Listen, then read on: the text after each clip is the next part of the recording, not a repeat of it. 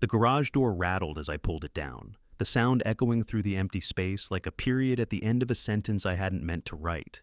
My hands were still stained with motor oil from the morning's work on Mrs. Henderson's old Buick, a 1987 LeSabre that should have been put to pasture years ago, but she couldn't let go. I understood the feeling.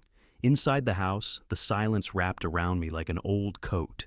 3 years since Caroline's funeral, and I still caught myself listening for the sound of her humming in the kitchen. The soft shuffle of her slippers on hard wood.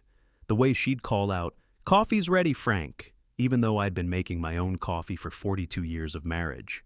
The kitchen table sat exactly where we'd placed it that first day we moved in. Solid oak, built to last, scarred now with decades of family dinners and homework sessions and late-night conversations over whiskey and worry. One chair pulled out, one placemat, one coffee cup, waiting for tomorrow morning's ritual. I'd long since stopped setting 2 places, though sometimes my hands still reach for a second mug from muscle memory alone. On the mantelpiece above the fireplace, our wedding photo caught the late afternoon light. Caroline in her grandmother's dress, me in a rented tux that never quite fit right, both of us grinning like we'd won the lottery. Next to it, Ethan's high school graduation picture, cap askew, that crooked smile he'd inherited from his mother, pride shining in eyes that used to look at me like I hung the moon. That was before life taught him that fathers were just men with clay feet and mortgages. The phone rang as I was heating up leftover pot roast, the shrill sound cutting through my thoughts like a blade. Ethan's name on the caller ID made my chest tighten. Not with joy, but with the particular dread that comes when someone you love only calls when they need something. "Dad." His voice carried that careful tone he'd perfected over the past few years, the one that sounded like concern, but felt like obligation. "How are you holding up?" "Same as yesterday," I said, though he hadn't called yesterday, or last week for that matter. "What's on your mind, son?" A pause, the kind that telegraphs bad news in the white space between words. "Madison and I have been talking," he began, and my stomach dropped. Conversations that started with "Madison and I have been talking" never ended with good news for anyone but Madison. "About your situation there, in that big house, all by yourself." My situation. As if living in the home I'd built with my own hands, in the space where I'd raised him and loved his mother and buried my grief, was some kind of problem to be solved. "I'm managing fine," I said, though I could hear the defensive edge creeping into my voice. "Are you, though?" The question hung there, sharp and pointed. "Dad, when's the last time you went to the doctor? When's the last time you did anything besides tinker in that garage and eat TV dinners?" "I ate pot roast tonight," I said, which wasn't exactly the winning argument I'd hoped for. "Leftover pot roast," he corrected, and I realized he'd been keeping closer tabs on me than I'd thought. "Dad, we're worried. Madison's parents are looking for a place, and we were thinking—" "No." The word came out harder than I'd intended, but I didn't take it back. I'd lived through enough conversations that started with, "We were thinking," to know where this one was headed. "Just hear me out," Ethan said, his voice taking on that patient tone people use with stubborn children and confused elderly relatives. "The lake house is sitting empty most of the time. You go up there maybe once a month, and it's a lot of space for one person. The lake house. Our sanctuary. The place Caroline and I had dreamed about for years before we finally scraped together enough money to buy those 43 acres of waterfront property, where we'd spent every summer weekend, where Ethan had learned to fish and swim and skip stones, where I'd held Caroline's hand as cancer ate her alive, promising her I'd keep the place exactly as she'd left it. The lake house isn't for sale," I said quietly. "I'm not talking about selling it." His laugh was forced, theatrical. "Gerald and Patricia just need somewhere temporary while they figure things out. 6 months, maybe a year. And you'd have people around, you know? Company. Company." The word tasted bitter in my mouth. Gerald Monroe, Madison's father, was the kind of man who measured his worth in quarterly profits and golf handicaps. Patricia was all smiles and small talk, but her eyes calculated the value of everything they touched. The thought of them in Caroline's kitchen, sleeping in the bedroom where she'd whispered her last words to me, made my hands shake. I said no, Ethan. "Dad." His voice sharpened. "Be reasonable. You're 72 years old, living alone in a house that's too big, driving to a lake house you barely use. What happens if you fall? What happens if you have another episode with your heart? Another episode. As if my heart attack 3 years ago was some kind of character flaw, some weakness that proved I couldn't be trusted to manage my own life. I'll cross that bridge when I come to it, I said. By then, it might be too late. He paused, and I could almost hear the wheels turning, the careful calculation of his next move. Look, I don't want to have to be the bad guy here, but Madison and I have been talking to a lawyer about conservatorship options. The word hit me like a physical blow. Conservatorship. Legal guardianship.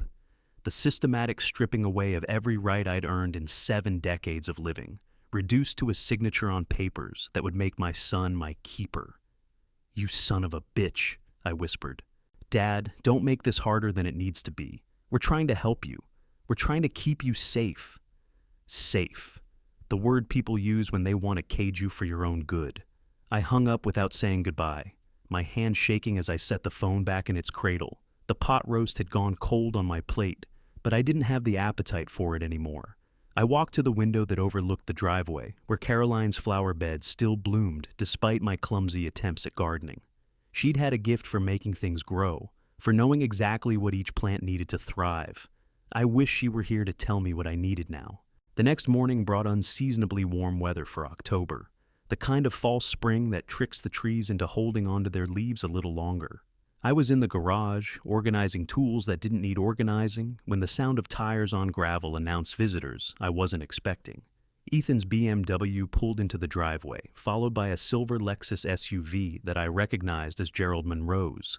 They parked side by side like they were claiming territory, and I watched through the garage window as 4 people climbed out. Ethan and Madison, Gerald and Patricia. A delegation. My son had aged in the month since I'd seen him last. Lines around his eyes, a softness in his jawline that spoke of too many business dinners and not enough sleep. He wore a suit that probably cost more than I'd spent on clothes in the past 5 years, but he carried himself like a man wearing armor that didn't quite fit. Madison looked exactly the same, polished, perfect, every hair in place despite the drive from the city. She'd always reminded me of a catalog model, beautiful in the way that magazines told you was beautiful, but cold as January morning. Next to her, her parents stood like bookends. Gerald in his country club casual, Patricia clutching a handbag that probably cost more than my monthly Social Security check. I stepped out of the garage, wiping my hands on a shop rag. Morning, I said, though it felt more like a question than a greeting. Dad? Ethan's smile was too bright, too practiced. We were in the neighborhood and thought we'd stop by. In the neighborhood. Right. Gerald and Patricia lived 3 hours away, and Ethan's office was clear across town. But I didn't call him on the lie. Sometimes you let people have their fiction because the truth would be worse for everyone involved. Coffee's on, I said, because Caroline had trained me to be hospitable, even when I didn't feel like it. We trooped into the kitchen, the space suddenly feeling smaller, with 4 extra bodies crowding around the table where Caroline and I used to share our morning routines in comfortable silence. Patricia's eyes swept the room with the calculating gaze of an appraiser, taking inventory of the handmade cabinets, the vintage appliances, the family photos scattered along the windowsill. You've kept it exactly the same, Madison observed, and I couldn't tell if that was approval or criticism in her voice. Caroline liked it this way, I said simply. An uncomfortable silence settled over the room. Gerald cleared his throat, a sound like an expensive car engine turning over. Frank, we wanted to talk to you about your situation here. My situation. Again. What situation is that? I asked, pouring coffee into mismatched mugs because Caroline had never cared about having a matching set. Function over form, she'd always said. Substance over style. Patricia leaned forward with a smile that never reached her eyes. Ethan's told us about your living arrangements, this big house, all by yourself, and that lovely lake house sitting empty most of the time. It seems like such a waste. A waste. The word hit me like a slap. This house where I'd carried Caroline over the threshold as a bride, where we'd raised our son and celebrated birthdays and grieved losses and built a life together, was apparently nothing more than wasted space in Patricia Monroe's estimation. I'm not wasting anything, I said quietly. Of course not, Gerald said, his tone managing to be both patronizing and dismissive at once. But practically speaking, wouldn't it make more sense to consolidate, downsize to something more manageable? More manageable for who? Madison and Ethan exchanged a look, one of those married couple communications that happens in raised eyebrows and slight head tilts. Whatever they were discussing silently, it wasn't good news for me. Dad, Ethan said, leaning forward with his forearms on the table, we've been looking at some really nice retirement communities, places with activities, medical facilities on site, people your own age to socialize with. Retirement communities, warehouses for inconvenient old people whose children had better things to do than visit. I like it here, I said. But what happens when you can't manage the upkeep anymore? Patricia asked, her voice honey-sweet with false concern. What happens when you need help and there's no one around to provide it? I'll figure it out. Will you, though? Gerald's laugh was sharp, dismissive. Frank, no offense, but you're not getting any younger. At your age, living alone in a house this size, it's not just impractical, it's dangerous. At your age, the phrase that reduced 7 decades of living to nothing more than a liability. I stood up slowly, my joints protesting after too many years of manual labor, and walked to the kitchen window. Outside, the maple tree Caroline and I had planted for Ethan's 5th birthday was just beginning to turn, its leaves touched with gold at the edges. She'd wanted him to have something that would grow with him, something that would still be here long after we were gone. The house isn't for sale, I said without turning around. Neither is the lake house. We're not asking you to sell, Ethan said, and I could hear the careful control in his voice. We're asking you to be smart about this. Gerald and Patricia need a place. You need company and help around here. It could work out for everyone. I turned back to face them, and for a moment I saw my son as he really was. Not the little boy who used to follow me around the garage with a toy hammer, but a middle-aged man who'd learned to see his father as a problem to be managed rather than a person to be respected. And if I say no? The silence stretched thin and uncomfortable. Gerald's jaw tightened. Patricia's smile flickered. Madison stared at her coffee cup like it contained the secrets of the universe. Finally, Ethan spoke. Dad, I really hope it doesn't come to that. The threat was polite, wrapped in concern and family obligation, but it was still a threat. Do this willingly, or we'll find a way to make you do it. I looked around the table at these 4 people who'd driven out here to dismantle my life with the casual efficiency of a demolition crew. Gerald Monroe, counting the value of my possessions with his eyes. Patricia, already planning how she'd redecorate Caroline's kitchen. Madison, supporting her husband in this gentle assassination of his father's independence. And Ethan, my son. The boy I'd taught to ride a bike and throw a baseball and change a tire. The young man I'd helped through college and his first job and his wedding day. Looking at me now like I was nothing more than an obstacle between his in-laws and their comfortable retirement. I think you should go, I said quietly. Dad, I think you should all go, now.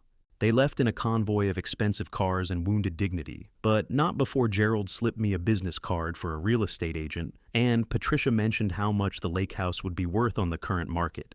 Small kindnesses, they probably told themselves. Helpful suggestions from people who cared. I stood in my driveway long after their taillights disappeared, holding Gerald's business card, and thinking about the boy who used to help me rake leaves in this same spot every fall. Who'd jump in the piles we made and laugh until he couldn't breathe, who'd once told me, with the solemn certainty of childhood, that he never wanted to live anywhere else because home was wherever Dad was. That boy was gone, had been gone for years probably, and I'd been too stubborn or too blind to see it. I walked back into my house, not theirs, not yet, and poured myself a fresh cup of coffee. The kitchen felt different now, smaller somehow, as if their visit had stolen something from the space that I couldn't name. On the mantelpiece, Caroline's photo smiled at me with patient understanding. What would you do? I asked her image, the way I'd been asking for 3 years now. The answer came not in her voice, but in my own. I'd fight for what's mine. I picked up the phone and dialed a number I hadn't called in months. Marcus Williams, the lawyer who'd handled Caroline's estate, answered on the 3rd ring. Marcus, I said, it's Frank Dalton. I think I'm going to need your help, because sometimes the only way to protect what you love is to prepare for war. Comment one word that describes how you feel after watching. Marcus Williams had the kind of voice that made you believe everything would work out, even when you weren't sure you believed it yourself. Steady, measured, with the weight of 30 years legal practice behind every word. We'd met during Caroline's final months, when the medical bills were mounting and insurance companies were finding creative ways to deny coverage. He'd fought for us then, and won. "Frank," he said, settling back in his leather chair, "tell me what's going on." His office overlooked Main Street, 3 floors above the hardware store, where I'd bought every nail, screw, and sheet of sandpaper for the past 2 decades. Through the window, I could see the courthouse where Caroline and I had gotten married 44 years ago, back when we thought love was enough to solve any problem life threw at us. I told Marcus about the visit, about the delegation in my kitchen, about Ethan's casual mention of conservatorship, like it was a reasonable solution to the problem of my continued existence. I tried to keep my voice level, professional, but the words came out harder than I intended. "They want the lake house," I said finally. "Hell, they want everything. The house, the property, probably my truck if they could figure out how to justify it."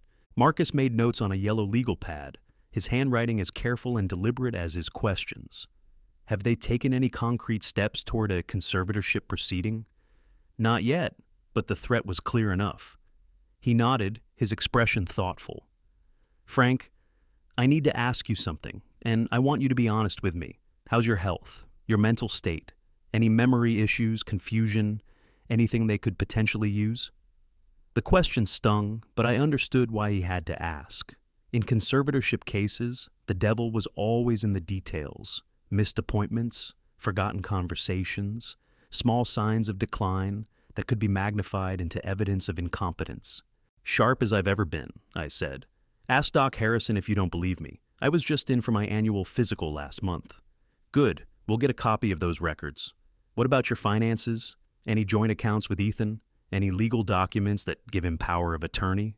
"Nothing. Caroline and I were careful about that sort of thing. Everything's in my name alone since she passed." Marcus set down his pen and looked at me directly. "Frank, you need to understand something. If Ethan's serious about pursuing this, it's going to get ugly. Conservatorship proceedings are public record. Your personal life, your medical history, your finances, it all comes out in court. They'll paint you as confused, isolated, potentially dangerous to yourself or others. And what's my defense? That you're a competent adult making competent decisions about your own life." He leaned forward.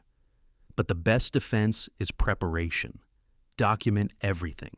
Get current medical evaluations. Make sure your will and other legal documents are ironclad. And Frank, don't give them any ammunition they can use against you."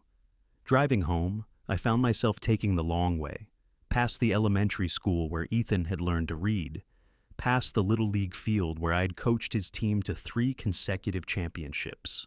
Memories had a way of ambushing you when you least expected them, especially when you were trying to reconcile the child you'd raised with the man who'd sat in your kitchen making veiled threats. I remembered the summer Ethan turned 10. Caroline had been diagnosed with her first bout of cancer, not the one that would eventually take her, but an earlier scare that had shaken our small family to its core. I'd tried to shield him from the worst of it, but children sense these things, and Ethan had become clingy, anxious, afraid to let either of us out of his sight. That was the summer we'd bought the lake house. It hadn't been much then, a rundown cabin on 43 acres of overgrown waterfront property. The kind of place real estate agents called a fixer-upper because barely habitable, wouldn't move inventory. But Ethan had taken one look at the lake, at the way the morning mist rose from the water like ghost dancing, and declared it the most beautiful place in the world. We'd spent every weekend that summer working on it together. I'd teach him how to use tools properly, how to read the grain in wood, how to know when a board was cut true and square. He'd follow me around with a toy hammer in one hand and a fistful of bent nails in the other, chattering endlessly about his plans for the place. A dock for fishing, a rope swing over the deep water, a treehouse that would be visible from space. Caroline would pack elaborate picnic lunches and set up her easel on the porch, painting watercolors of the lake while Ethan and I worked. In the evenings, we'd sit around a campfire, roasting marshmallows and telling stories and planning all the summers we'd spend there together. "This is our special place," Caroline had said one night, her hand warm in mine as we watched Ethan chase fireflies in the gathering dusk. "No matter what happens, this will always be ours." That was before Madison, before business school and six-figure jobs and a lifestyle that required two incomes and careful financial planning. Before Ethan learned to see sentiment as inefficiency and family obligations as inconvenient speed bumps on the road to success.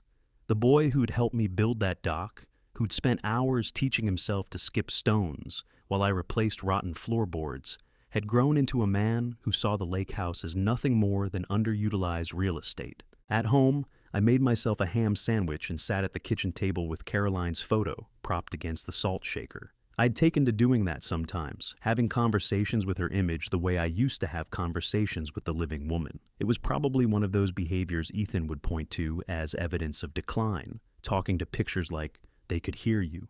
But grief does strange things to the boundaries between memory and reality, and sometimes the distinction didn't seem important. "He's not the same boy," I told her picture. "Something's changed in him, Caroline. Something fundamental." The photo didn't answer, of course, but I could imagine what she'd say. Caroline had always been better at reading people than I was, better at seeing the currents beneath the surface. She'd been worried about Madison from the beginning, though she'd been too kind to say it directly. "She doesn't laugh at his jokes," Caroline had observed after their engagement dinner. "Not really. She smiles, but it never reaches her eyes. And she watches him when he talks, like she's calculating something." I'd dismissed it at the time as pre-wedding jitters, the natural anxiety that comes with joining two families together. But Caroline had been right, as she usually was about these things. Madison had been calculating something, measuring Ethan's value, his potential, his usefulness as a stepping stone to the life she wanted. And somewhere along the way, she'd convinced him that his parents were obstacles to that life, rather than foundations of it. My phone rang as I was finishing my sandwich, an unknown number with a local area code. I almost didn't answer, but something made me pick up on the fourth ring. "Mr. Dalton?" The voice was female, professional, with the practiced warmth of someone who made difficult phone calls for a living. "This is Jennifer Walsh from Sunset Manor Retirement Community. Your son Ethan asked me to call you about our services." The sandwich turned to sawdust in my mouth. They weren't wasting time. "I'm not interested," I said. "Oh, I completely understand your hesitation," she said, her tone suggesting she'd had this conversation before. "Many of our residents felt the same way initially, but I wonder if I could send you some information. Just brochures, no obligation. We have a beautiful facility with—" I said I'm not interested. Of course. But Mr. Dalton, your son is very concerned about you. He mentioned that you're living alone in a large house, that you might benefit from having people around, activities to participate in. Our community really is more like a resort than—" I hung up. Within the hour, 2 more calls came in. Adult Services of Greater Metro wanting to schedule a wellness check. Golden Years Planning offering to help me transition to the next phase of life. Each caller mentioned that my son had referred them, that he was concerned about my welfare, that they just wanted to help. By evening, I'd received 7 calls from various organizations, all with the same message. Ethan was worried about dear old dad, living all alone, making poor decisions, potentially unsafe. Would I consider their services? Just a consultation, no pressure, everyone wants what's best. The campaign was subtle but unmistakable. Ethan was building a paper trail, documenting his concern for my welfare, establishing a pattern of behavior that could be used to support a conservatorship filing. By the time he actually went to court, he'd have statements from multiple professionals who'd attempted to help me, all of whom would testify that I'd refused reasonable assistance and support. It was smart, methodical, and cold as winter rain. That night, I couldn't sleep. I walked through the house Caroline and I had built together, room by room, remembering. The living room where we'd watched Ethan take his first steps. The kitchen where Caroline had taught him to make chocolate chip cookies, flour in his hair, and chocolate on his cheeks. The spare bedroom that had briefly been a nursery for the second child, who'd never came, miscarried at 12 weeks in a loss that had nearly broken us both. Every corner held a memory. Every photograph told a story. This wasn't just a house. It was the physical manifestation of our life together, the container that had held our joys and sorrows and ordinary Tuesday evenings when nothing happened except the quiet contentment of being together. And Ethan wanted to trade it away like poker chips to solve his in-laws' housing problem and his own discomfort with his aging father in one efficient transaction. I found myself standing in the doorway of what had been his bedroom, unchanged since he'd left for college 23 years ago. Baseball trophies on the dresser, a poster of Cal Ripken Jr. on the wall, the desk where he'd struggled through algebra homework while I tried to help him understand that math was just another language, one that made perfect sense once you learned to speak it fluently. On the nightstand, a framed photo from his high school graduation, the three of us together, Ethan in his cap and gown, Caroline radiant with pride, me in my good suit trying not to cry in front of the camera. We'd looked like a family then, bound together by something stronger than blood or obligation. Looking at that photo now felt like archaeology, like uncovering evidence of an ancient civilization that had thrived here once upon a time. My reflection stared back at me from the dark window. A 72-year-old man in an empty house holding a photograph of people who no longer existed. The boy in that picture had grown up to become a stranger. The woman had been claimed by cancer. And the man was learning that love without boundaries was just another word for surrender. I set the photo back on the nightstand and walked downstairs to Caroline's desk, where she'd kept all our important papers in neat, labeled files. Insurance policies, property deeds, bank statements, the will we'd updated after her diagnosis. Everything organized with the precision of a woman who knew she wouldn't be around forever to answer questions about where things were kept. I spread the documents across the kitchen table and began to read, really read, every clause and codicil and condition. Somewhere in these papers was my armor, my defense against well-meaning children who decided their father was too old to make his own decisions. By 3 a.m, I had a plan. By sunrise, I was ready to begin building walls they'd never be able to climb. The calls kept coming. By the end of the week, I'd heard from Elder Care Solutions, Caring Transitions, Senior Living Specialists, and something called Family First Home Services, all expressing concern for my situation, all mentioning that my loving son had reached out on my behalf, all offering to help me transition to a more suitable living arrangement. I stopped answering the phone. But Ethan found other ways to apply pressure. The first was subtle. A manila envelope slipped under my door while I was at the grocery store. Inside, glossy brochures for 3 different retirement communities, each one promising active senior living and peace of mind for families. Handwritten notes were paperclipped to each brochure, presumably from Madison's perfect penmanship. This one has a golf course, and look at their dining facilities, and only 30 minutes from us. The second was less subtle. I came home from Doc Harrison's office, where I'd gotten a clean bill of health and a written statement attesting to my mental competence, to find Ethan's BMW parked in my driveway. He was sitting on the porch steps, still in his work clothes, tie loosened, looking like a man who'd had a long day. "We need to talk," he said without preamble. Apparently we do. I unlocked the front door but didn't invite him in. Some conversations were better had outdoors, where voices couldn't bounce off walls and amplify the damage. He stood up, brushing imaginary dust off his pants. "Dad, I know you're upset about the other day. I know this feels like we're ganging up on you. Aren't you? We're trying to help you. There's a difference." I leaned against the porch railing, the wood solid and familiar under my hands. I'd built this railing myself, mortised and tinnined every joint, sanded and stained every board. It had weathered 25 winters and was still sound as the day I'd installed it. Help me what exactly? Help you see that holding on to all this? He gestured at the house, the garage, the carefully maintained yard. Isn't helping anyone.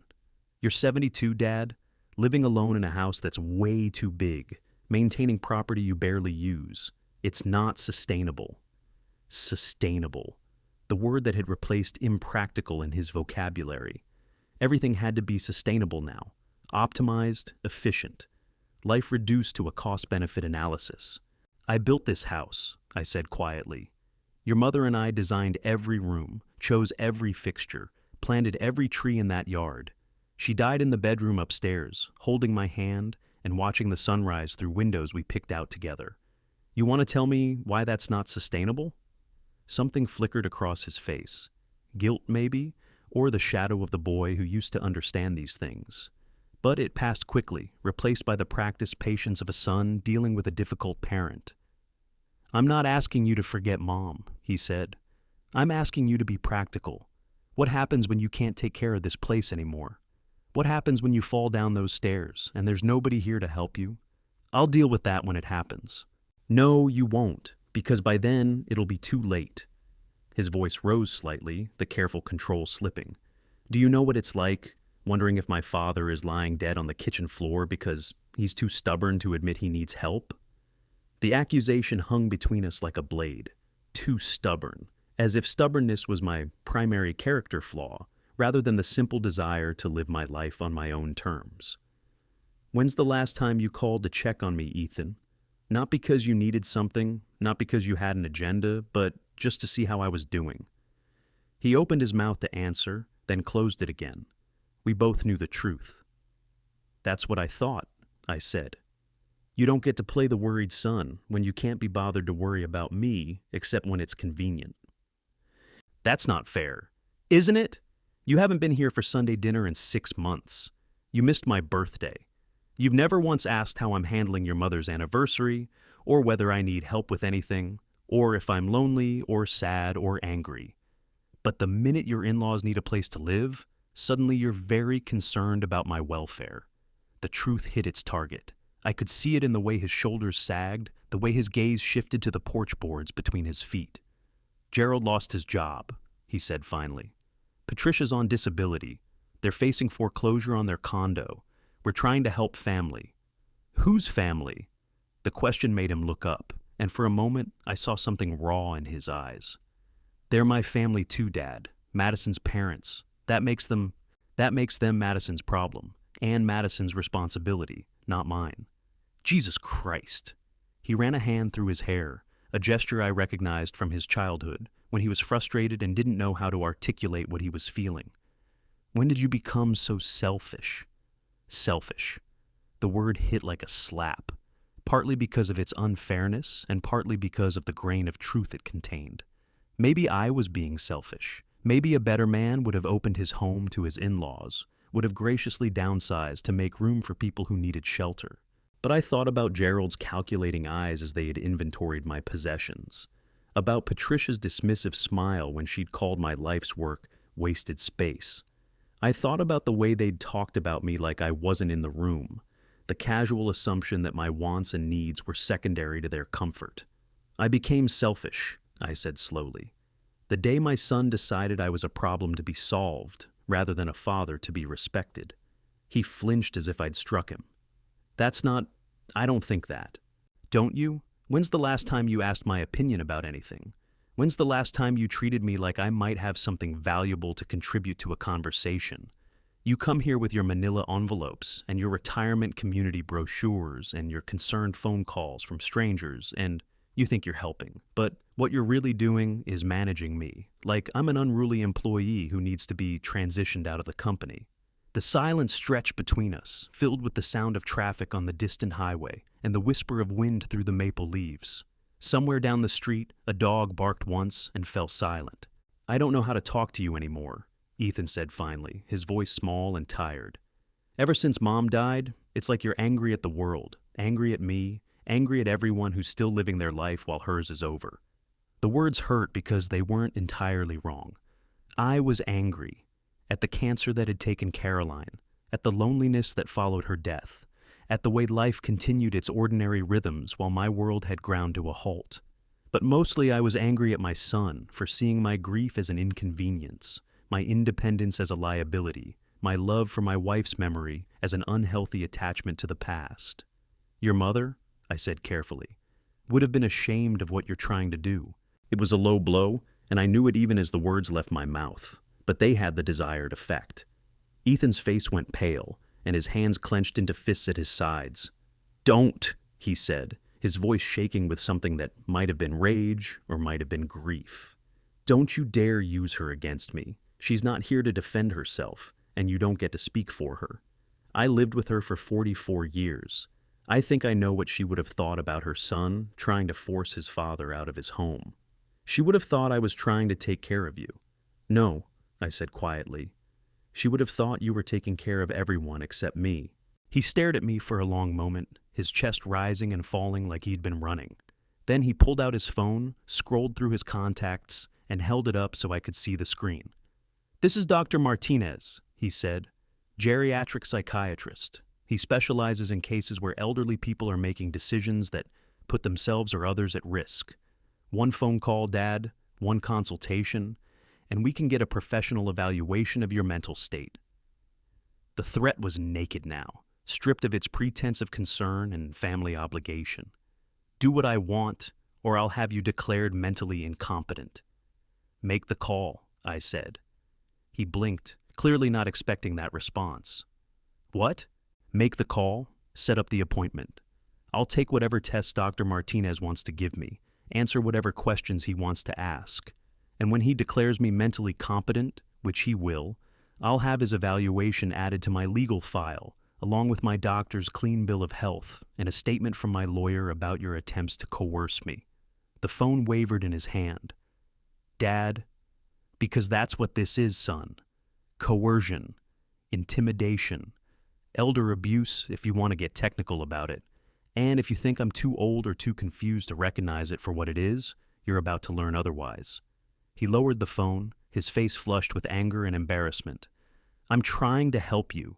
"No, you're trying to help yourself, and Gerald and Patricia. I'm just collateral damage in your solution to their problem." I walked to the front door, my hand on the knob, and turned back to face my son. He looked smaller somehow, diminished, like a man who'd just discovered that his victim could fight back. "I want you to leave now," I said, "and I want you to call off your dogs, the retirement communities, the social workers, all of them. If you don't, I'll file a restraining order and a complaint with Adult Protective Services about harassment and attempted financial exploitation of an elderly person." "You wouldn't. Try me." He walked to his car without another word, his footsteps heavy on the gravel driveway. But before he got in, he turned back one last time. "This isn't over, Dad." "No," I agreed. "It's not." I watched him drive away, his taillights disappearing into the gathering dusk, and felt something shift inside me. Not victory. This wasn't a win, just the end of the first round. But for the first time since this whole mess started, I felt like I was standing on solid ground. Inside, I poured myself a glass of water and sat at the kitchen table with Caroline's photo. "Well," I said to her image, "that went about as well as expected." Her smile seemed sad in the lamplight, understanding but melancholy. She had always worried about Ethan's tendency to see people as either useful or inconvenient. His difficult understanding that love sometimes meant accepting discomfort rather than trying to manage it away. "He's going to escalate," I told her. "This won't be the last of it." But I was ready for escalation. Marcus had explained the legal realities. Conservatorship proceedings were public, expensive, and difficult to win without clear evidence of incompetence. Ethan could make my life unpleasant, but he couldn't take my life away from me. Not unless I let him. The phone rang as I was getting ready for bed. I almost didn't answer, expecting another social services organization or retirement community. But the caller ID showed a name I recognized, Tom Bradley, my next-door neighbor for 15 years. "Frank," Tom's voice was troubled, "I hope I'm not calling too late." "Not at all. What's on your mind?" "Well, it's probably nothing, but I thought you should know. I had a visitor today, young woman, very professional, said she was from the county, wanted to know about your living situation, whether you seemed confused or, well, whether you were taking care of yourself properly." My stomach dropped. "What did you tell her?" "I told her you were the most competent man I knew, and that whoever sent her was barking up the wrong tree. But Frank," she had a clipboard full of questions, very specific stuff about your daily routines, your health, whether you'd been acting strangely. This wasn't a casual inquiry. After I hung up, I sat in the darkness of my living room, processing what Tom had told me. Ethan wasn't just building a paper trail. He was conducting a full investigation, interviewing neighbors, documenting any potential evidence of decline or incompetence. It was thorough, systematic, and exactly what I should have expected from a son who'd learned to approach every problem like a business challenge to be solved, but two could play at that game. And I'd had 45 years of running my own business, dealing with difficult customers and unreasonable suppliers and bureaucrats who thought they knew how to do my job better than I did. Ethan might have youth and energy and a law degree on his side, but I had something he'd forgotten I possessed: the patient, methodical stubbornness of a man who'd learned to win wars by refusing to lose them. The real battle was just beginning. I started my own investigation the next morning. It began with a simple question that had been nagging at me since Ethan's visit. How exactly had Gerald Monroe lost his job? Madison's father had been vice president of operations at some mid-sized manufacturing company for 15 years. Men like Gerald didn't just get fired. They got golden parachutes, early retirement packages, consulting deals that eased them into their sunset years with dignity and tact. But according to Ethan, Gerald was facing foreclosure.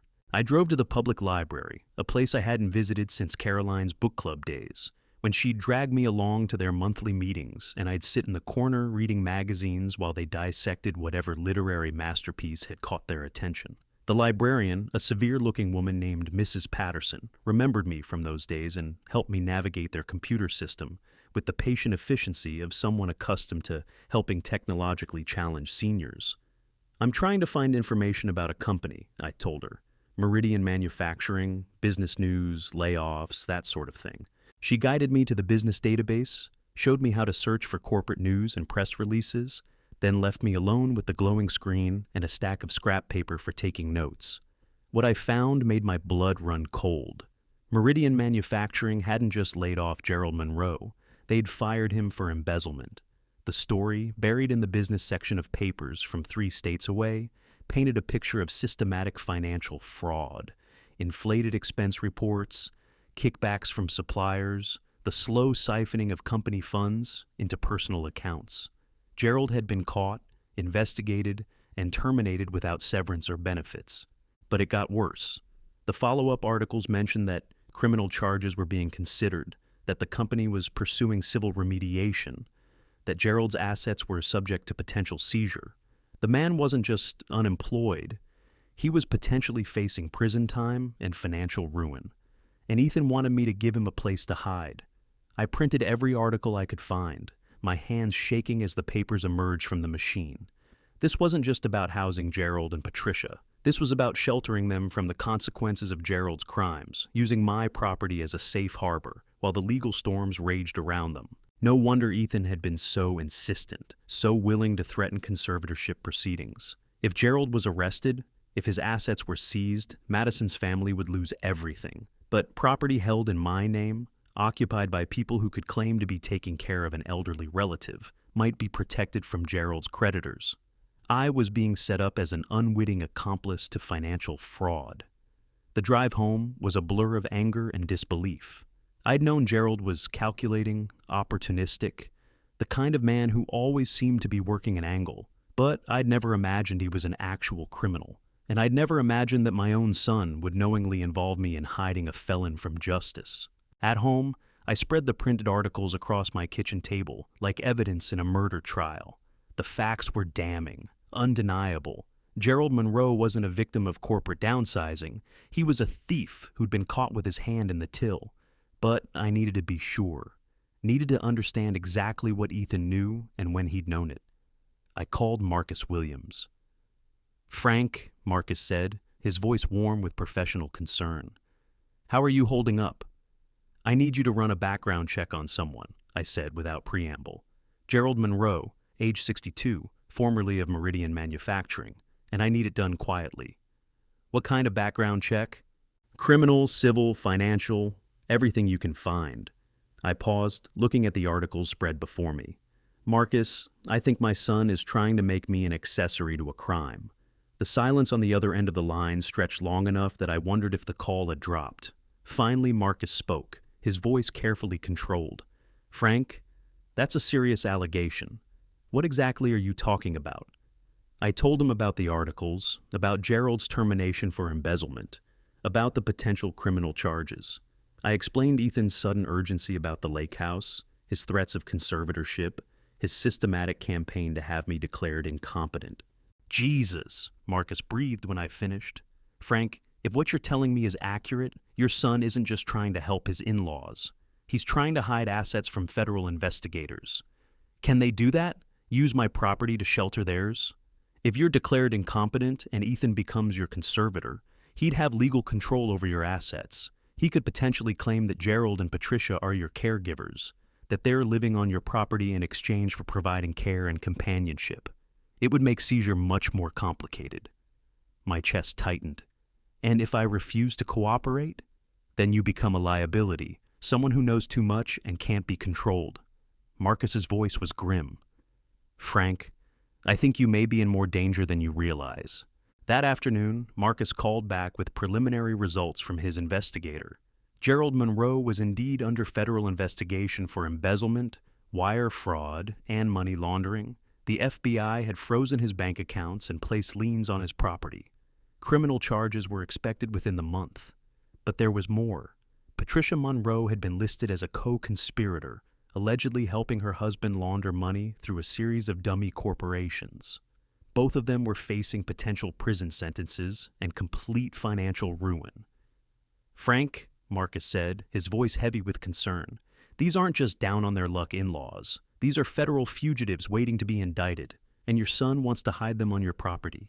I hung up the phone and sat in my kitchen, staring at the wall where Caroline had hung a wooden plaque with her favorite Bible verse. And we know that all things work together for good to them that love God. She'd believed that, with the faith of a woman who'd never been betrayed by the people she trusted most.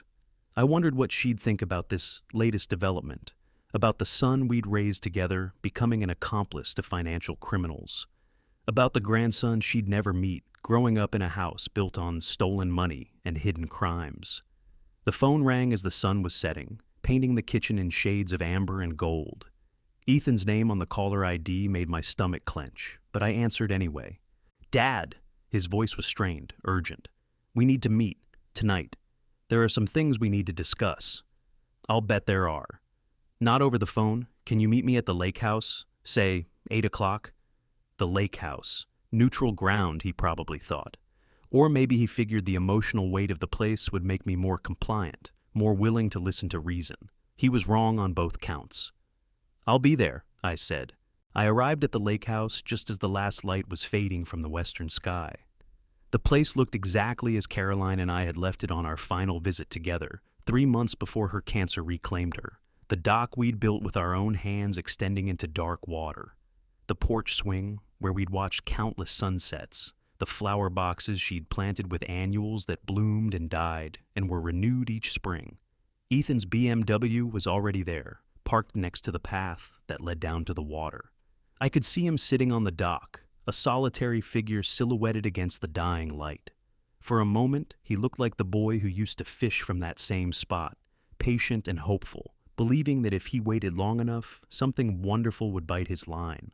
I walked down to join him, my footsteps hollow on the wooden planks. He didn't look up when I approached, just kept staring out at the water, where evening mist was beginning to rise like spirits of all the conversations we'd had in this place over the years. Do you remember teaching me to fish here? He asked without turning around. I remember you catching your first bass off this dock. You were so excited you nearly fell in the water trying to net it. A ghost of a smile crossed his face. Mom took about 50 pictures that day. Kept saying it was your proudest moment as a father. One of them. He was quiet for a long moment, and when he spoke again, his voice was thick with something that might have been regret. Dad, I need you to know that everything I've been trying to do, all of this pressure about the house and the retirement communities, it's not what you think. What is it then? He finally turned to look at me, and in the dim light, I could see the strain around his eyes, the weight of whatever burden he'd been carrying. Gerald's in trouble, serious legal trouble, federal investigators, frozen assets, the whole 9 yards. He ran a hand through his hair. Madison doesn't know how bad it is. I haven't told her about the potential criminal charges. But you knew. I found out 2 weeks ago. Gerald called me, desperate, asked me to help him find somewhere to lie low while his lawyers work things out. He swore to me it was all a misunderstanding, that he was being scapegoated by the company to cover their own problems. I let the silence stretch, waiting for him to continue. I believed him, Dad, or I wanted to believe him. Madison was falling apart, talking about her parents being homeless, and I thought if I could just buy them some time, maybe we could figure something out. So you decided to sacrifice me. He winced as if I'd slapped him. It wasn't supposed to be a sacrifice. I thought you'd be happier in a smaller place, with people around, with less responsibility. I thought it would be good for everyone. You thought wrong. Yeah. He laughed bitterly. I figured that out when my private investigator called this afternoon. I felt my eyebrows rise. Your private investigator? I hired someone to look into Gerald's situation, to see if there was any way to help him fight the charges. What I found out? He shook his head. Dad, he's guilty as hell. Embezzled over $2 million over 5 years. The evidence is ironclad. He's going to prison, and probably Patricia with him. The admission hung between us like a confession at a deathbed. I could see the shame in his posture, the weight of realizing he'd been played by a master manipulator. So what now? I asked. Now I need to tell Madison the truth, and we need to figure out how to protect ourselves from the fallout. He looked at me directly for the first time since I'd arrived. Dad, I'm sorry for all of it, for trying to pressure you, for bringing them into our family, for not seeing what Gerald really was. It was the first genuine apology I'd heard from him in years, but apologies couldn't undo the damage that had been done, couldn't erase the threats and manipulation and systematic attempts to undermine my autonomy. What about the conservatorship? I asked. He had the grace to look ashamed. There was never going to be a conservatorship. That was just pressure, intimidation. I thought if you believed I could take legal action, you'd be more willing to compromise. So you were willing to terrorize your own father to help a criminal. I was willing to do anything to help my wife's family, even if it meant... He trailed off, unable or unwilling to finish the thought. Even if it meant destroying your relationship with me. Yeah. We sat in silence as full darkness settled over the lake. Somewhere in the distance, a loon called, its voice wild and mournful. Caroline had always loved the sound, said it reminded her that some things remained beautiful even in the darkest times. What happens now? I asked finally. Now I go home and tell Madison that her parents are going to prison, that everything we thought we knew about them was a lie, that our marriage has been built on money stolen from honest people. His voice broke slightly on the last words. And then I figure out how to live with what I almost did to you. I stood up, my knees protesting after too long in one position. Ethan. He looked up at me, and in his face I could see echoes of the boy who used to seek my approval for everything, who thought his father could fix any problem and solve any mystery. You made your choice, I said quietly. You chose Gerald and Patricia over me. You chose expediency over integrity. You chose to see me as an obstacle rather than your father. I paused, looking out at the water where mist continued to rise like ghosts of better times. Those choices have consequences. I know. Do you? Because this isn't something you can fix with an apology and good intentions. Trust, once broken, doesn't heal just because you say you're sorry. I walked back toward the house, leaving him sitting on the dock like a man watching his life disappear into the darkness. At the car, I turned back one last time.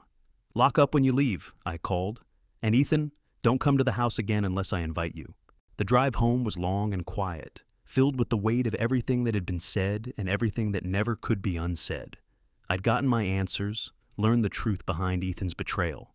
But knowledge, I was discovering, was a cold comfort when it came at the cost of your relationship with your only child. At home, I sat at the kitchen table with Caroline's photo and a cup of coffee that had gone cold while I'd been gone. Well, I said to her image, now we know. Her smile seemed sadder somehow, understanding but melancholy. She'd raised that boy too, had invested her own hopes and dreams in the man he'd become. This betrayal was hers as well as mine. But as I sat there in the quiet house, surrounded by the life we'd built together, I realized something. I wasn't broken. Hurt, yes. Disappointed, certainly, but not broken. Gerald and Patricia Monroe would face justice for their crimes. Ethan would have to live with the consequences of his choices, and I would continue living my life on my own terms, in my own house, with my own dignity intact. It wasn't the ending any of us had planned, but it was the ending we'd earned.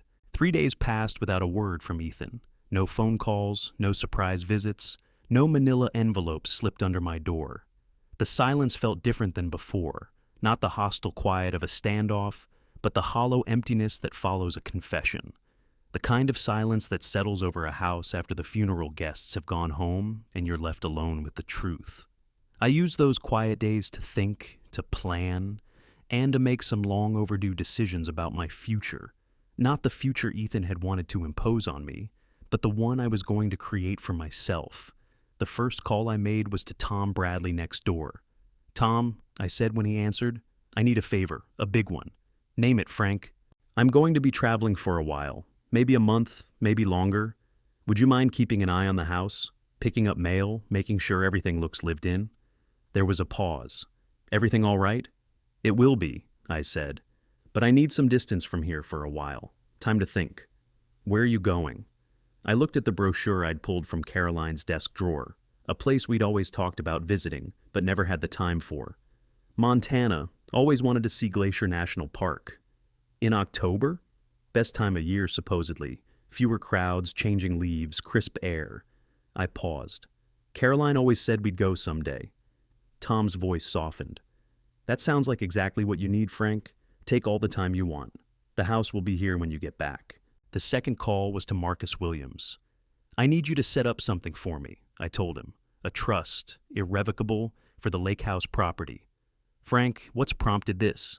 I told him about my conversation with Ethan, about Gerald's criminal activities, about the elaborate scheme to use my property as a shield against federal prosecution. Marcus listened without interruption, occasionally making notes. "An irrevocable trust would certainly protect the property," he said when I finished. "But Frank, once it's established, you can't change your mind. The lake house would no longer be yours to dispose of as you see fit." "That's the point. I want it protected from anyone who might try to use it for their own purposes, including my son." Who would be the beneficiary? I'd been thinking about that question for 3 days. The answer had come to me while I was sitting on the porch, watching the maple tree Caroline and I had planted drop its leaves like golden tears. The local veterans organization, they've been looking for a retreat property for years, someplace where combat vets can go to decompress, to heal. Caroline always supported their work. That's very generous, Frank. It's appropriate. Caroline would have liked the idea of that place being used to help people heal instead of helping people hide. Marcus promised to have the paperwork ready within a week. By then, I'd be somewhere in the Montana mountains, breathing air that didn't carry the weight of family betrayal and criminal conspiracies. The third call was the hardest one. "Madison?" Her voice sounded strained when she answered, like she'd been crying or hadn't been sleeping. "It's Frank, Ethan's father." "Oh, hello." The coolness was immediate, automatic. Whatever Ethan had told her about our conversation at the lake house, it hadn't improved her opinion of me. "I wanted to talk to you about your parents." "I don't think that's necessary." Ethan explained that you're not willing to help them, and frankly, I understand. You've made your priorities clear. The accusation stung, partly because it was unfair, and partly because I could hear the pain underneath it. Madison might be cold and calculating, but she was also a daughter watching her parents face disgrace and imprisonment. "Madison, do you know why your father lost his job?" "He was laid off. Corporate restructuring." "No, he was fired for embezzlement. $2 million over 5 years. He's going to be indicted by a federal grand jury, probably within the next few weeks." The silence on the other end was so complete, I wondered if she'd hung up. "That's not true," she said finally, but her voice lacked conviction. "Your mother was listed as a co-conspirator. They're both facing federal charges for wire fraud and money laundering." I softened my tone. "Madison, I'm not telling you this to hurt you. I'm telling you because you need to know what you're dealing with. You're lying. I can fax you the newspaper articles if you want. The FBI investigation is public record." Another long silence. When she spoke again, her voice was small, hollow. "Ethan knows? He found out 3 days ago. He hired a private investigator to look into it. And he didn't tell me. I think he was trying to protect you." A bitter laugh. "Protect me. Right." She was quiet for a moment. "Mr. Dalton, what am I supposed to do with this information?" "Whatever you think is right. But Madison, don't let them drag you down with them. Don't let their crimes become your burden." After I hung up, I sat at the kitchen table and wrote 3 letters. The first was to my doctor, asking him to forward copies of all my medical records to Marcus Williams for my legal files. The second was to the Social Security Administration, updating my address to Marcus's office as my forwarding location. The third was to Ethan. Son, by the time you read this, I'll be gone. Not permanently, but for long enough to give us both some perspective on what's happened between us. I've made arrangements for the lake house. It will be transferred to a veterans organization as a healing retreat for combat survivors. I think your mother would approve of that use for the place where we spent so many happy years as a family.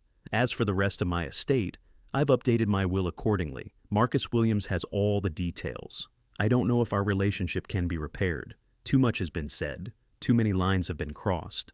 But I hope someday you'll understand that love without respect is just another form of control, and that trying to manage someone's life for their own good is still a form of betrayal. Your mother loved you unconditionally, but she also expected you to be better than you've shown yourself to be. I hope you'll find a way to honor that expectation. Dad. I sealed the letter in an envelope and left it on the kitchen counter where Ethan would find it if he came looking for me. Then I packed a single suitcase, loaded my truck with camping gear and provisions, and drove west toward mountains I'd never seen and skies that held no memories of family disappointment. The first night, I stopped at a roadside motel in Kansas, one of those independently owned places that hadn't been swallowed by chain ownership. The room was clean but sparse, furnished with the kind of furniture that had been built to last rather than impress. It reminded me of the lake house in its early days, when function mattered more than style. I called Marcus to confirm that the trust paperwork was progressing smoothly, then called Tom to make sure the house was secure. Both conversations were brief, businesslike. There would be time for longer talks later. As I lay in the unfamiliar bed, listening to the sound of semi-trucks on the interstate, I thought about Caroline and what she would have made of this latest chapter in our family's story. She'd always been better at reading people than I was, better at seeing the fault lines that ran beneath the surface of polite family dinners and holiday gatherings. "You knew, didn't you?" I said to the darkness. "You saw what Madison was, what she was turning him into." No answer came, but I could imagine her voice. "Some lessons can't be taught, Frank. They have to be lived." The second day brought me into Colorado, where the landscape began to change from endless plains to rolling hills and distant peaks. I stopped at a diner in a town so small it barely merited a name, where the coffee was strong and the waitress called everyone Han with genuine affection. "Passing through," she asked, refilling my cup without being asked. "Heading for Montana, Glacier Park. Beautiful country up there. You traveling alone?" "Yes, ma'am." She studied my face with the practiced eye of someone who'd seen a lot of people pass through, all of them carrying their own varieties of baggage. "Sometimes that's the best way to travel," she said. "Gives you time to think." "That's the idea." By evening, I was in the foothills of the Rockies, surrounded by aspens whose leaves glowed like scattered gold coins in the slanted light. I made camp beside a stream that chattered endlessly to itself, the sound somehow comforting after so many days of human silence. As I sat by my campfire, eating beans from a can and watching stars emerge in the darkening sky, my phone buzzed with a text message. Ethan's name on the screen made my stomach tighten, but I read it anyway. "Dad, I found your letter. I understand why you left. Please be safe. We'll talk when you're ready." Short, simple, respectful. Perhaps my son was finally learning the difference between communication and manipulation. I didn't reply. Not yet.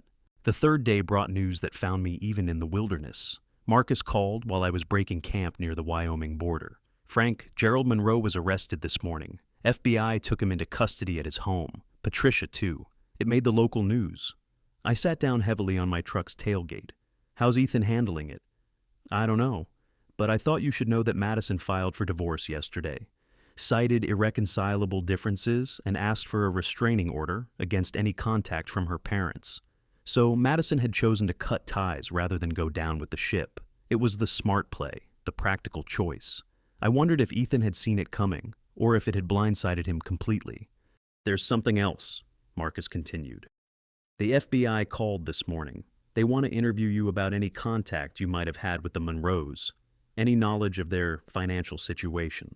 "When?" When you get back, they understand you're traveling and said it wasn't urgent. Apparently, they have enough evidence without your testimony.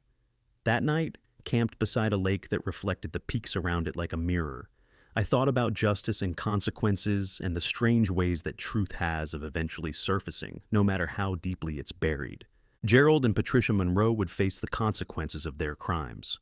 Madison would start over with a clean slate and a hard-learned lesson about the dangers of willful blindness.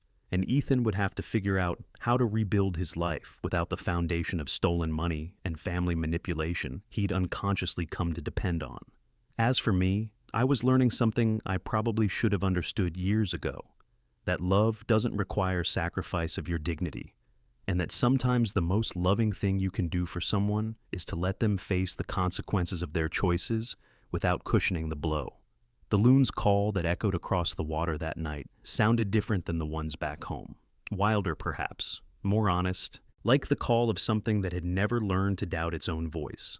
I stayed in Montana for 5 weeks. The mountains didn't care about family betrayal or federal indictments or the complicated mathematics of forgiveness. They simply existed, solid and eternal, wearing their snow caps like crowns earned through millennia of patient endurance.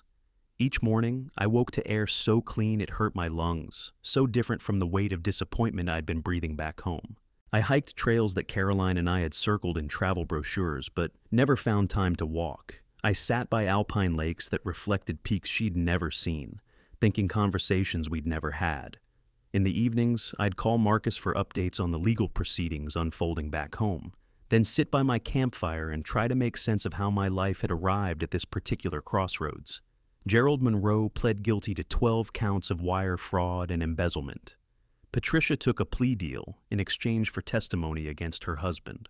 Both were facing significant prison time, their assets seized, their comfortable retirement transformed into a cautionary tale about the wages of greed.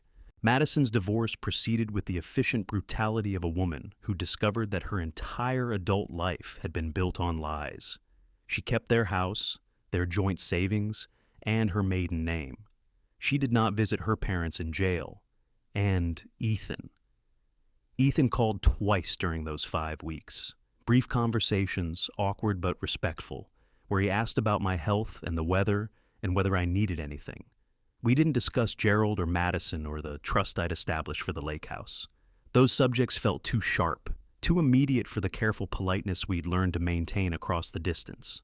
"I miss you, Dad," he said during the second call, his voice small in a way I hadn't heard since he was a child. "I know," I replied, because it was true and because sometimes truth is all you can offer. I returned home on a Tuesday in late November, the mountains already a memory in my rearview mirror. The house looked smaller than I remembered, more fragile, like something that belonged to an older version of myself. Tom Bradley had kept his promise. The lawn was raked, the mail was sorted and waiting, and there was a covered dish from his wife in the refrigerator with a note welcoming me home. The silence inside was different now.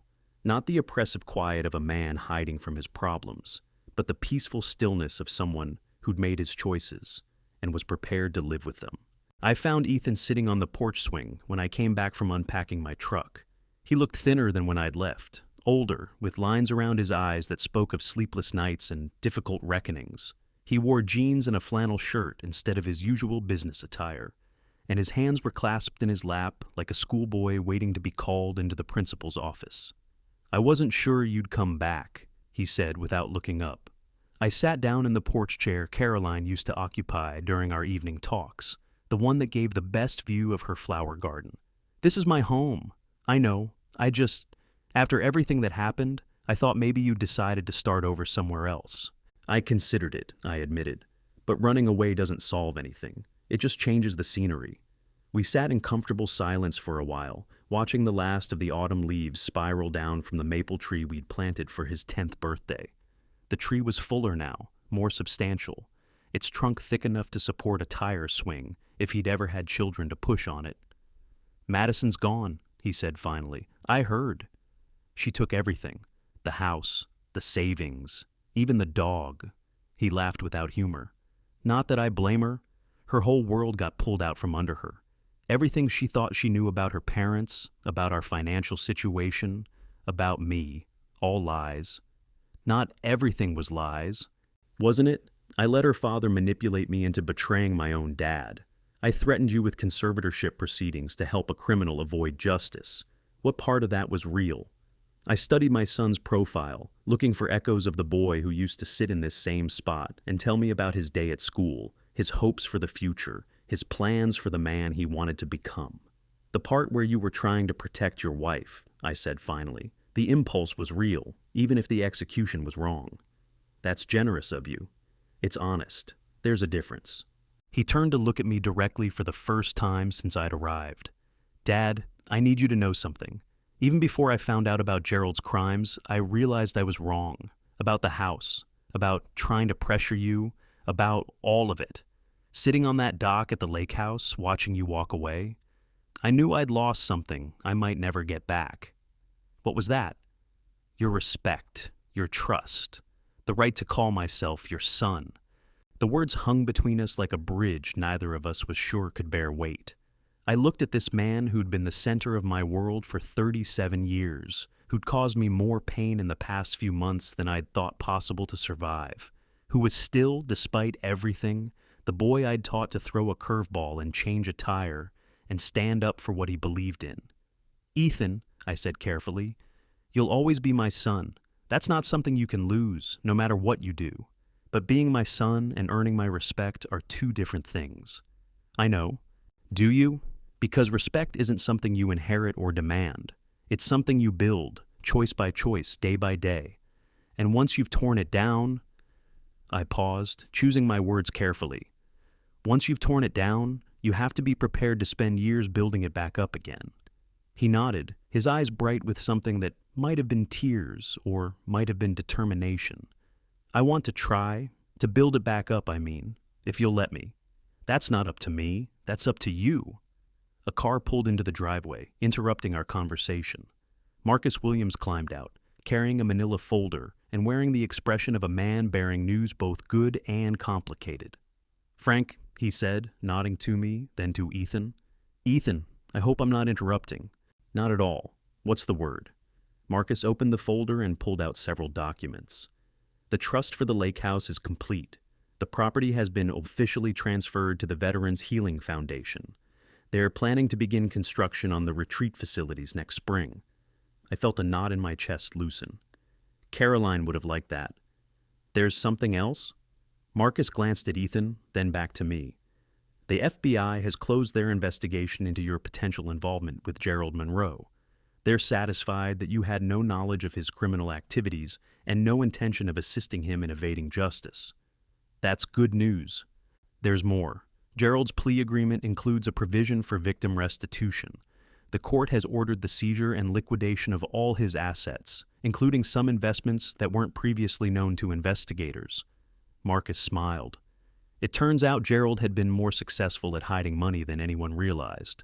The restitution fund is going to be substantial. Ethan shifted in his chair. What does that mean exactly?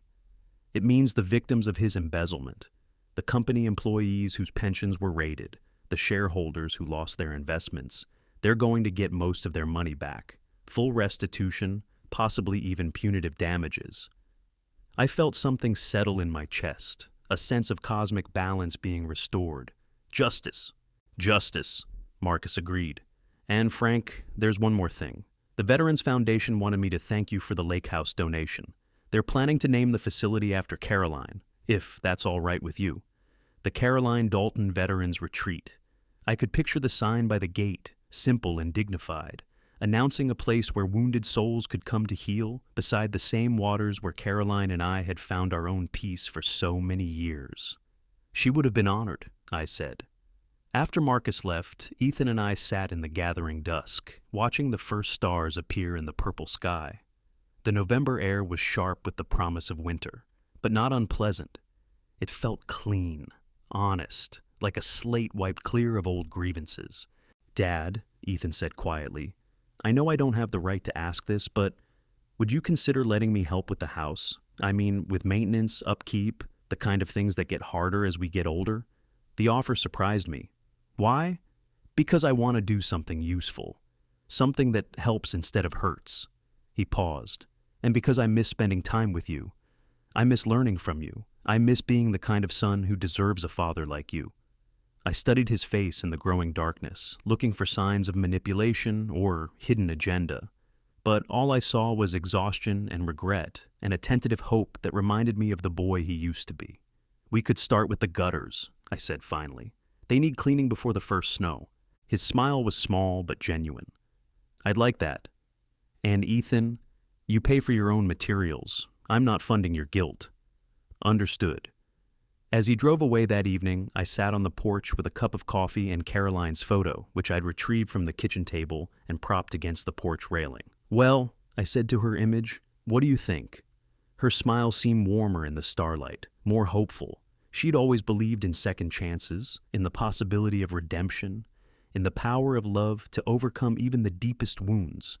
But she'd also believed in consequences, in the importance of earning forgiveness rather than simply expecting it, in the difference between saying you were sorry and actually becoming someone worthy of being forgiven. The road ahead would be long and uncertain. Trust, once broken, doesn't heal quickly or easily. Respect, once lost, requires years of consistent behavior to rebuild, and some wounds leave scars that never fully fade. But we would try. My son and I, two flawed men who'd learned the hard way that family isn't a shield against consequences, but a reason to bear them with dignity. We would try to build something better on the ruins of what we'd lost. It wouldn't be the same. It couldn't be. Too much had been said, too many lines had been crossed. But it might be something worth having, a relationship built on respect rather than obligation, on truth rather than convenience, on the kind of love that doesn't ask you to surrender your dignity in exchange for peace.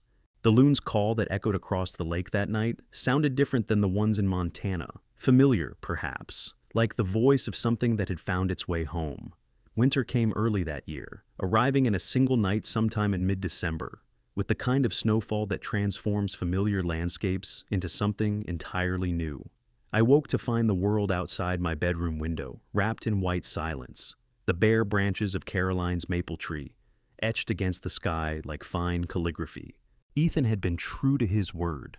Every Saturday for the past month, he'd arrived at 8 o'clock sharp, work clothes in hand, ready to tackle whatever project I'd deemed necessary. We'd clean the gutters, weatherproof the deck, replace the seal around the back door that had been letting in drafts for 3 winters. Our conversations during these work sessions were careful, respectful, focused on the tasks at hand rather than the minefield of our shared history. But slowly, incrementally, something was shifting between us. It started with small things, the way he'd hand me tools without being asked, anticipating what I needed from 30 years of watching me work. The way he'd listen when I explained why we did things a certain way. Not with the impatient tolerance of a son humoring his aging father, but with genuine interest in learning something useful. The way he'd begun to tell me about his days, not the sanitized highlights he used to share, but real details about his work, his struggles with the divorce proceedings, his attempts to rebuild a life that had been constructed on someone else's lies. "I'm thinking about selling the business," he told me one Saturday as we replaced a section of rotted trim on the garage. "Starting over, maybe doing something more, I don't know, meaningful." I set down my hammer and looked at him. "What would you do?" "I've been thinking about teaching, high school math maybe. I know it doesn't pay much, but..." He shrugged, a gesture that reminded me of the boy who used to shrug when he couldn't find the right words for complicated feelings. "I think I'd like to help kids understand that numbers can be beautiful, that mathematics isn't just about getting the right answer, but about learning to think clearly." "Your mother would have liked that idea." "Yeah?" He looked genuinely pleased, like a child seeking approval. "She always said I was good at explaining things." It was true. Caroline had seen something in Ethan that I'd sometimes missed, a patience with complexity, an ability to break difficult concepts down into manageable pieces. She'd encouraged him to tutor struggling classmates, to help younger kids with their homework. But somehow, in the years between high school and middle age, that gift had gotten buried under ambition and the pressure to accumulate rather than contribute. "She also said you had a teacher's heart," I said. "She just worried that life would teach you to hide it." He nodded, his eyes bright with something that might have been tears. "I'm tired of hiding things, Dad. I'm tired of pretending to be someone I'm not, because I think it's what other people expect. The conversation might have gone deeper, but Tom Bradley's arrival interrupted us. He stomped across the yard, shaking snow off his boots and grinning like a man with good news to share. "Frank," he called, "you need to see this." He handed me a newspaper, folded open to the local section. The headline read, "Local Veterans Facility Receives Major Donation." Below it was a photograph of the lake house, taken from the water, with a caption explaining that the Caroline Dalton Veterans Retreat would begin construction in the spring, funded by both the property donation and a substantial grant from the State Veterans Administration. "They're going to help a lot of people," Tom said, his voice warm with approval. Caroline would have been proud. I studied the photograph, remembering summer mornings when Caroline would sit on that same dock with her coffee and her sketch pad, drawing the wildlife that came to drink at the water's edge. She'd always said the place had healing properties, that something about the combination of water and sky and quiet made it easier to believe that peace was possible. She would have, I agreed. She always said that beauty should be shared. After Tom left, Ethan and I worked in comfortable silence for a while, each lost in our own thoughts. The snow continued to fall, not heavily but steadily, accumulating on the windowsills and fence posts like a blessing from a patient sky. "Dad," Ethan said as we were packing up the tools, "would it be all right if I came for Christmas dinner? I know it's presumptuous to ask, given everything that's happened, but you don't have anywhere else to go." "It's not that. Well, it is that partly. Madison's family obviously isn't an option anymore, and I don't really have friends most of my friendships were couple friendships, and after the divorce." He stopped, took a breath, started over. "What I mean is, I'd like to spend Christmas with my father, if he'll have me." The request caught me off guard.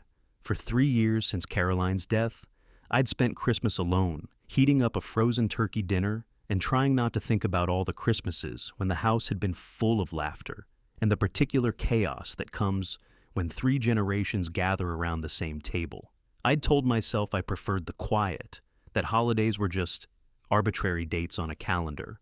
But the truth was, I'd been afraid that celebrating without Caroline would feel like betraying her memory, afraid that trying to recreate our family traditions would only highlight what was missing, afraid that loneliness was safer than disappointment.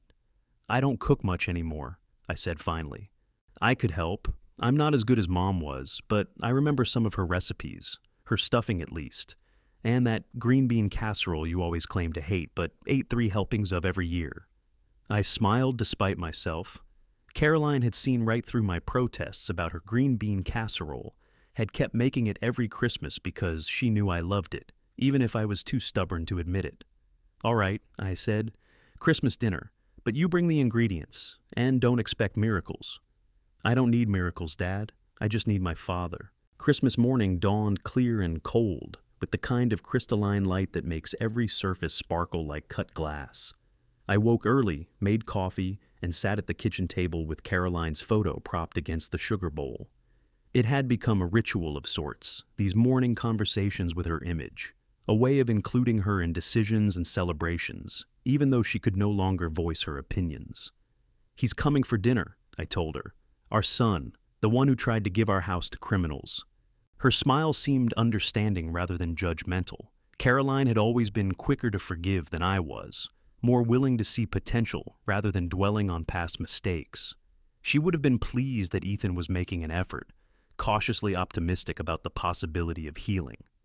"I know what you'd say," I continued, "that Christmas is about new beginnings, about hope, about giving people the chance to become better than they were. But, Caroline, what if I'm not ready? What if I can't get past the anger?" No answer came, but I thought I could imagine her voice. "Then you pretend until it's real. Sometimes love is an act of will as much as an emotion." Ethan arrived at noon, his arms full of grocery bags and his face flushed from the cold. He looked younger somehow, less burdened, like a man who'd finally stopped carrying weight that didn't belong to him. "I brought everything," he announced, setting the bags on the counter. "Turkey breast, stuffing mix, green beans, those little onions you have to peel one by one. Even cranberry sauce, though I couldn't remember if you liked the smooth kind or the kind with berries." "Your mother always bought both," I said. "Claimed she couldn't decide, but I think she just liked having options." We worked together in the kitchen, following recipes Caroline had written in her careful script on index cards yellowed with age and splattered with decades of holiday preparations. Ethan proved to be a competent cook, patient with the details, willing to follow instructions without trying to improve on methods that had been perfected through years of trial and error. She wrote everything down, he observed, studying her recipe for sage dressing. Even the obvious stuff, like preheat oven to 350 and wash hands before handling food. She wanted to make sure anyone could follow them. Said recipes weren't just instructions, but a way of passing on love from one generation to the next. Smart woman. The smartest I ever knew. As the afternoon wore on and the smells of roasting turkey and baking bread filled the house, I found myself relaxing in ways I hadn't expected. There was something healing about following familiar rhythms, about honoring traditions that connected us to better times. The anger I'd been carrying for months didn't disappear, but it softened somehow, became less sharp, less all-consuming. "Dad," Ethan said as we were setting the table, "I need to tell you something." My stomach tightened. "What now?" "Gerald died in prison last week. Heart attack. The stress probably, combined with his high blood pressure." I set down the plates I'd been carrying and stared at him. Gerald Monroe, the man whose greed and manipulation had nearly destroyed my relationship with my son, was gone. I should have felt something. Satisfaction, perhaps, or vindication. But all I felt was a hollow sadness for the waste of it all. "How's Madison taking it?" "I don't know. We don't talk anymore. Her lawyer handles all the divorce communications." He paused. "But I wanted you to know because it changes things. Patricia pled guilty to everything yesterday. She'll probably be out in 2 years, but she'll have nothing left. No money, no family, no home to return to. That's not our problem. I know, but I wanted you to understand that I'm not asking for your forgiveness because the threat is gone. I'm asking because I finally understand what I almost threw away. We ate dinner at the dining room table, the one Caroline had insisted on using for special occasions, despite my protests that the kitchen table was perfectly adequate. She'd been right, as usual. The formality of the setting made the meal feel like a celebration, rather than just shared sustenance. "This tastes exactly like Mom's stuffing," I said, helping myself to a second portion. "I found her recipe box in the attic last week. Been practicing on myself for the past month, trying to get it right." "Why?" Ethan set down his fork and looked at me directly. "Because I want to remember her the right way.